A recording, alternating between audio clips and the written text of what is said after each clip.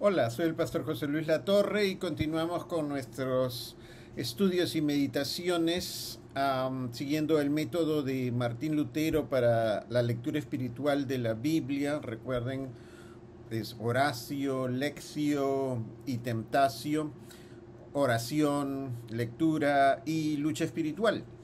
Y hoy día quiero invitarlos a que me acompañen a una lectura del libro del profeta Miqueas. Miqueas es un profeta que ejerció su ministerio más o menos el siglo 8 antes de Cristo, y él lo hizo durante los reyes Jotán, Ahaz, Ezequías. Él era de un pueblo que se llamaba Moreset. Y básicamente Miqueas, él tenía que enfrentar una situación de crisis política interna e internacional, y al mismo tiempo problemas de moralidad, corrupción, idolatría, etc. Entonces vamos a hacer una lectura de varios pasajes del libro de Miqueas, y vamos a aplicar el método de lectura espiritual de Martín Lutero. Empezamos pues con la oración. Que Dios nos bendiga, nos guarde, nos acompañe y nos inspire en este viaje a través de su palabra. Amén. Dice así: la palabra del Señor vino a Miqueas. Esto es lo que Miqueas vio acerca de Samaria y de Jerusalén. Escuchen, pueblos todos. Voy a convertir a Samaria en un montón de ruinas. Todas sus estatuas serán hechas pedazos y todas sus ganancias serán arrojadas al fuego. Por eso lloro y gimo, por eso ando descalzo y semidesnudo. Ay de los que aún acostados hacen planes inicuos y maquinan el mal, y en cuanto amanece los ejecutan, porque tienen poder en la mano, codician las propiedades de otros y se las quitan, codician casas y las toman, oprimen al hombre y a su familia, al hombre y a su heredad. Ustedes ordenan a los profetas que no profeticen y dicen que no tendrán de qué avergonzarse.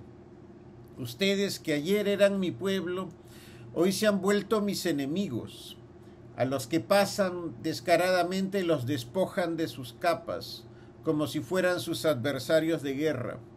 A las mujeres de mi pueblo las echan fuera de las casas que son su delicia, y a sus niños les arrebatan para siempre la honra que les di. Yo recogeré el resto de Israel. Escuchen ahora. Ustedes aborrecen lo bueno y aman lo malo. Le arrancan a mi pueblo la piel y la carne hasta dejarlo en los huesos. Se comen la carne de mi pueblo y le arrancan la piel, le rompen los huesos y lo descuartizan como cuando se echa carne en la olla. Así ha dicho el Señor acerca de los profetas que hacen errar a mi pueblo, esos que hablan de paz. La profecía se les volverá noche y sus adivinanzas se les volverán oscuridad. Sobre esos profetas se pondrá el sol, el día se les volverá tinieblas. En cambio, yo estoy lleno del poder del Espíritu del Señor, lleno de la justicia y de la fuerza. Escuchen ahora. Sus jefes dictan sentencia a cambio de soborno. Sus sacerdotes cobran por impartir su enseñanza.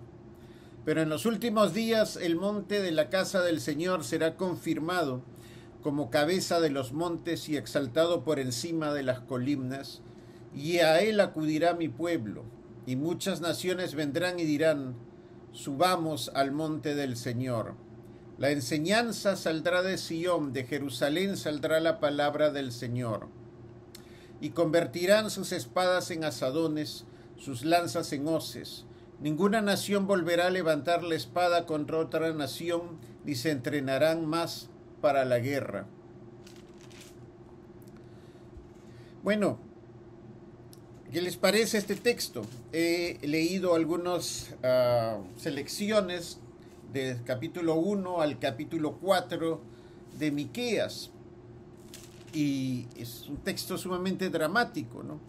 Encontramos pues que el profeta repite a lo largo de los capítulos este llamado escuchen. O sea, él tiene un mensaje y quiere que la gente lo escuche. No es un mensaje, no es una revelación privada, no. Esto es para que sea predicado a todo el mundo. Vox Populi, ¿no? ¿Y cuál es este mensaje? El mensaje es que hay una élite que está apropiándose de la heredad de otros, es decir, se está quedando con las propiedades, con las casas, los terrenos, las posesiones de otros. Los está despojando y los está dejando indigentes, los está dejando prácticamente en la calle, ¿no? No tienen dónde ir. Y esa élite no tiene mala conciencia de eso. Es más, dice el profeta que se va a dormir haciendo planes a quién van a despojar al día siguiente, cómo se van a apropiar de los bienes de otro. Y no solo eso, sino que en alianza con los sacerdotes y con los profetas han preparado un mensaje para justificar lo que ellos están haciendo. Y los profetas les están dando la razón. Y los sacerdotes les están dando la razón. Es decir, a lo que está mal lo están llamando bueno. Están justificando, legalizando esta apropiación ilícita de los bienes del común de las personas.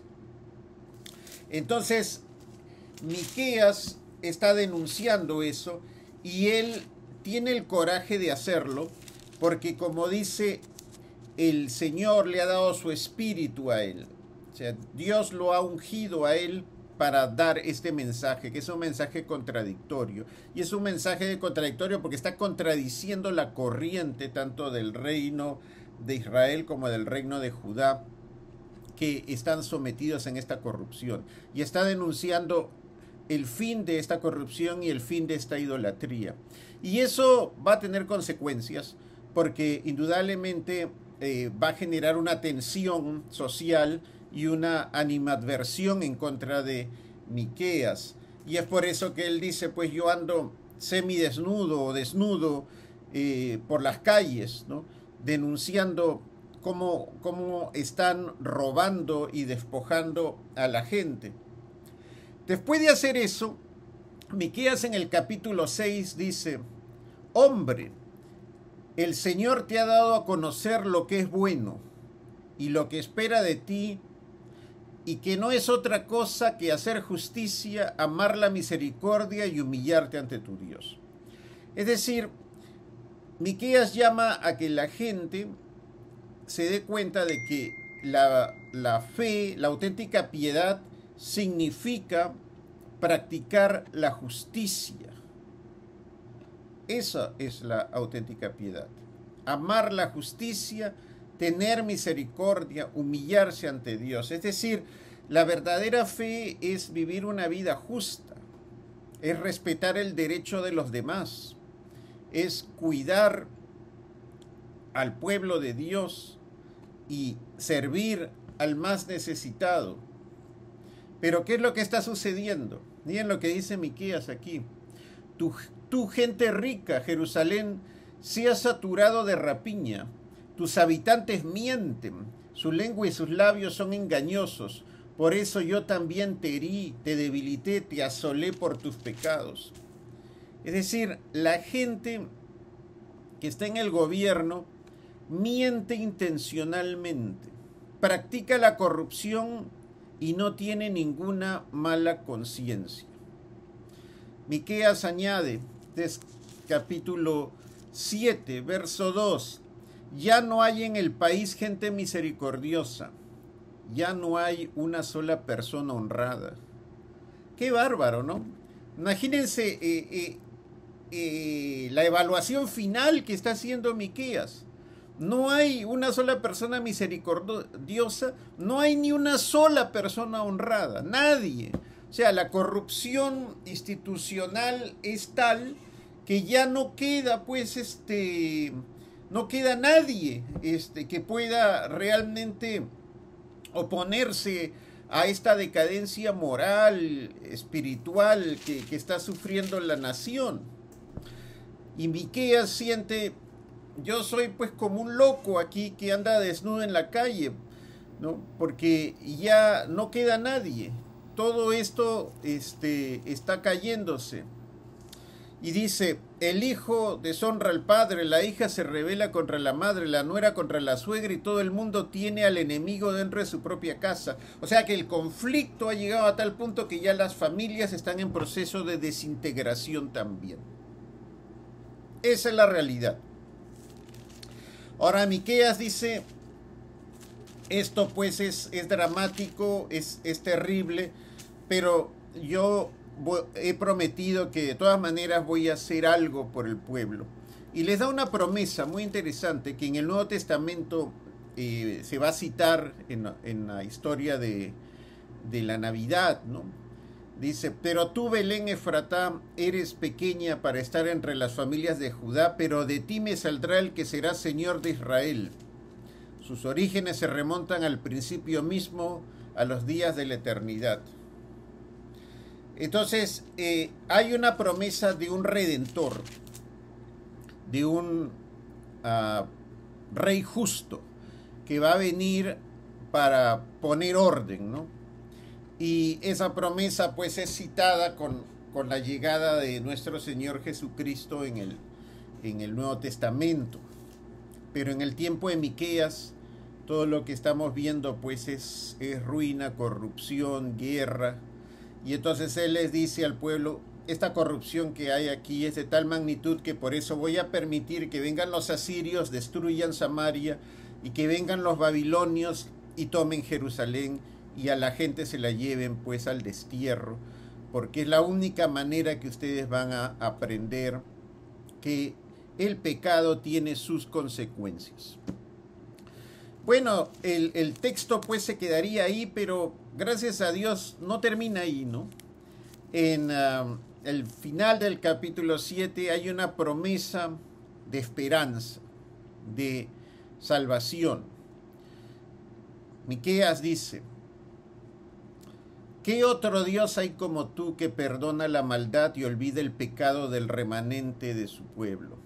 Tú no guardas enojo para siempre, te deleitas en la misericordia. Tú volverás a tener misericordia en nosotros, sepultarás nuestras iniquidades y arrojarás al mar profundo todos nuestros pecados. Ese es el final del libro de Miqueas. Es decir, después de toda esta oscuridad, de todo este abuso, de todo este caos social, Miqueas nos dice que quedará un remanente. Y ese remanente experimentará la gracia de Dios, recibirá el perdón, sus pecados irán a lo profundo del mar, o sea, Dios no se acordará de ellos, y con ese remanente se restablecerá el pueblo de Dios. Bien, esa es la lectura que hemos hecho, y ahora entramos a la parte de nuestra lucha espiritual, ¿no?